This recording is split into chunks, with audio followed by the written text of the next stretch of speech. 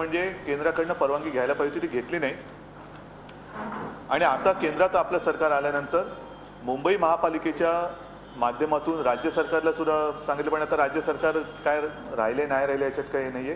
तर हा प्रकल्प मुंबई महापालिका करेल। प्रकल्पाला मंजुरी ही पर्यावरण खात्याने दिल्यानंतर मला असं वाटतं आपल्या माध्यमातून हा प्रकल्प संपूर्ण जनतेसमोर जावा। मला वाटत नाही की आता त्याच्यामध्ये कोणाला काही त्रास होईल असं काही असेल, पण जरी कोणाला काही सूचना करायच्या असतील ते अवश्य करू शकतात। नेहमी मी विचार असा करतो, जसं आज आता संध्याकाळी खडा पारशी या पुतळ्याचं पुन्हा नव्याने त्याला झळाळी मिळते। ते जे नूतनीकरण केले ते पंकज जोशी पण इकडे आहेत आणि ते सुद्धा एक वेगळा विषय आपल्यासमोर मांडणार आहेत। इतर अनेक अशा काही गोष्टी आहेत की ज्या आपल्या आधीच्या पिढ्यांनी केलेल्या आहेत, पण आपण काहीच केलेलं नाही। गेटवे ऑफ इंडिया असेल, इतर काही गोष्टी असतील, ह्या तर इंग्रजांनी केलेल्या आहेत, पण आपण मुंबईला काय दिलं तर त्याचं उत्तर काहीच मिळत नाही। आणि मग नेहमीचे जे विषय आहेत ते होणारच, म्हणजे कचरा आहे, नाले सफाई आहे, पिण्याचं पाणी आहे, रस्ते आहेत, हे तर संपूर्णपणे काम चालू राहील। पण विशेष आपल्याकडे अधिकार आल्यानंतर आपण काय दिलं, तर मला वाटतं त्या प्रश्नाची उत्तरं मी थोडीफार माझ्यापर्यंत देऊ इच्छितो। एक कोस्टल रोड हा विषय आहे, त्याच्यानंतर मुंबईचा रेसकोर्स हा एक विषय आहे, आणि तिसरा महत्त्वाचा विषय जो पंकज तुम्ही पहिलं काय दाखवताय, पहिला कोस्टल रोड दाखवा तुम्ही या पंकजीकडे। आणि दुसरा अतिशय महत्त्वाचा विषय म्हणजे जो काल मी बोललो की मुंबईला पूर्व किनारा आहे याची अनेकांना कल्पनाच नाही आहे। या पूर्व किनाऱ्यावरती संपूर्णपणे BPT आणि नेव्ही यांच्या अखत्यारीत ही जमीन आहे। नेव्ही आपल्याला पाहिजेच, नौदल तर पाहिजेच, त्यांना लागणारी जमीन ही त्यांच्याकडेच असायला पाहिजे। मुंबई पोर्ट ट्रस्टकडे सुद्धा जी आवश्यक जमीन आहे जी ते वापरतायत ती सुद्धा त्यांच्याकडेच पाहिजे। परंतु आता दारूखाना आहे, जंकयार्ड आहे, अशा काही ज्या गोष्टी आहेत, किंबहुना पंकजने त्याच्यावरती खूप अभ्यास केलेला आहे। आणि अतिरिक्त जागा या दोन्ही संस्थांकडे जी आहे, आम्हाला अतिरिक्त जागा मुंबईसाठी पाहिजे। ते जे वापरतायत, जी गरज आहे त्या गरजेला आम्ही कुठेही हात लावू इच्छित नाही, कारण ते मुंबईच्या हिताचं आहे। मुंबईसाठी ह्या दोन्ही गोष्टी पाहिजेत। डॉकसुद्धा मुंबईला पाहिजे, नेव्ही तर पाहिजेच पाहिजे।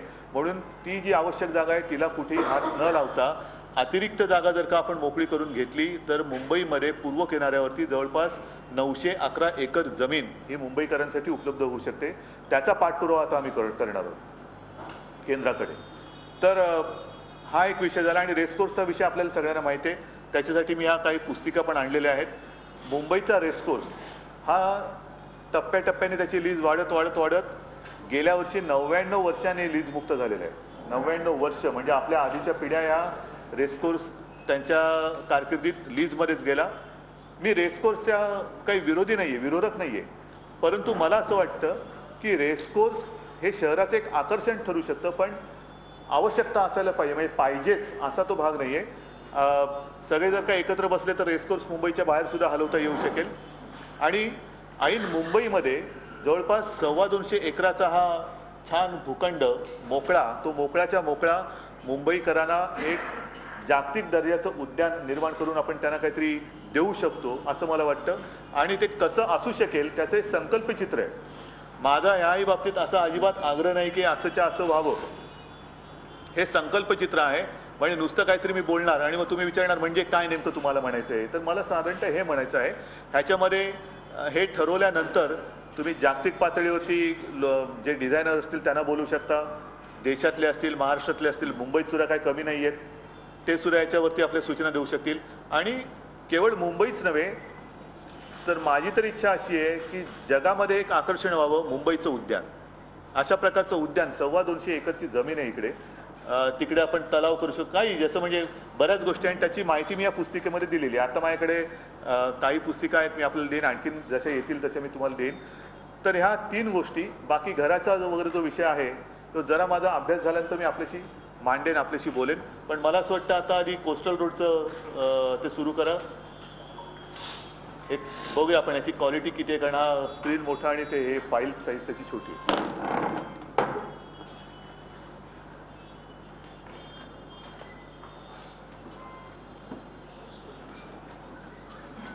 आत्ता फक्त एक याचं मी डिटेल पुस्तक माझ्याकडे आत्ता हातात नाही आहे, म्हणजे घरी आहे, ते इकडे आणलं।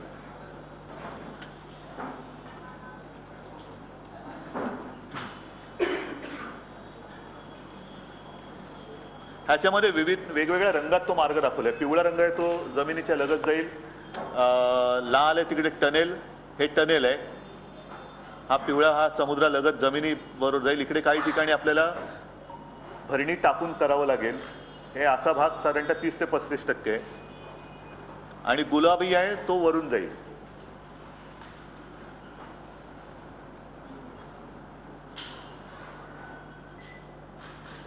आता सी लिंक आहे ना.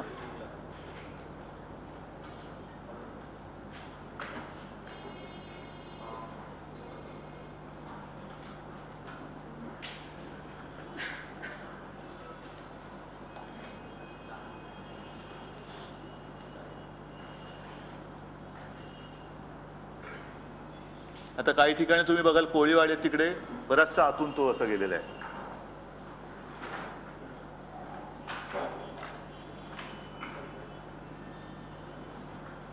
हा एक रस्ता आपल्या मुंबईसाठी मला असं वाटतं एक वरदान होऊ शकेल. त्याचबरोबरीने पूर्व किनारपट्टी जे मी बोललो ती नुसत्या जागेबद्दल मी बोललो 911 एकर, पण त्या जागेचा उपयोग आता हे काय काय आपल्याला मिळू शकतं त्याच्या आजूबाजूला. मोकळी जागा कशी मिळेल, तिकडे सुद्धा जॉगिंग ट्रॅक, सायकलिंग ट्रॅक वगैरे वगैरे कशा गोष्टी तयार करू शकतो आपण.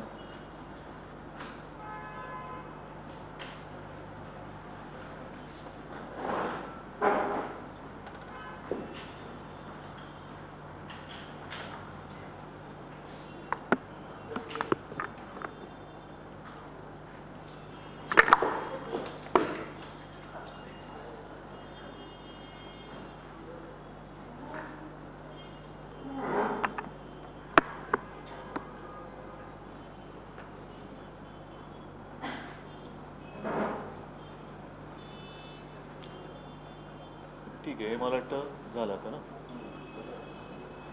हे कोस्टल रोडचं झालं. त्याच्यानंतर पूर्व किनारा जो मी बोललो ना त्याच्यात पंकज आपल्याला डिटेलमध्ये प्रेझेंटेशन देतील. पंकज, मी आत्तापर्यंत नुसतं ना 911 जागे एकर जमिनीबद्दल बोललो. तुम्ही बाकीच्या सुविधा ज्या तिथल्या आहेत त्याच्याबद्दल पण थोडंसं त्यांना सांगा की आपली या 2-3 गोष्टी झाल्या तर मुंबईत किती आमूलाग्र बदल होईल हे आपण त्याची कल्पना करू शकतो. ते लागतं रे यांचं.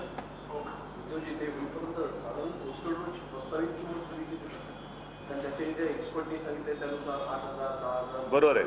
8 ते 10,000 कोटीचा तो प्रकल्प आहे आणि साधारणतः परवानगी मिळाल्यानंतर तो व्हायला सुद्धा 8 ते 10 वर्ष लागतील. कारण काय ह्याच्यामध्ये खूप बारकाईने अभ्यास केला गेलेला आहे. काही ठिकाणी मी जसं म्हटलं तसं आपल्याला पूर्वी जसं वसंतराव नाईकांच्या वेळेला तिथे रिक्लेम करून ती जागा निर्माण केली गेली, तसं या संपूर्ण जो रस्ता आहे त्याच्यात 30 ते 35% भाग जो आहे तो रिक्लेम करावा लागेल.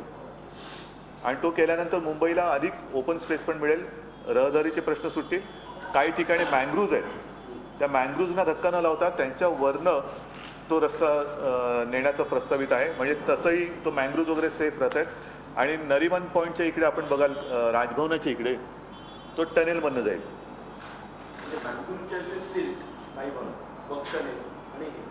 असं तो आहे. प्रायव्हेट नाही, हा आत्ता मुंबई महापालिका स्वतः करू शकेल एवढी मुंबई महापालिकेची तयारी आहे.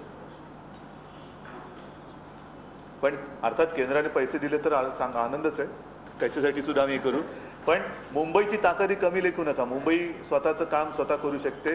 आणि दुर्दैवाने काय, मला राजकारण आणायचं नाही आहे, परंतु जो पाठपुरावा लवासासाठी केला गेला पर्यावरण खात्याच्या मंजुरीसाठी, तसा ह्याच्यासाठी केला गेला असतं तर आतापर्यंत याचं काम कदाचित सुरू झालं असतं.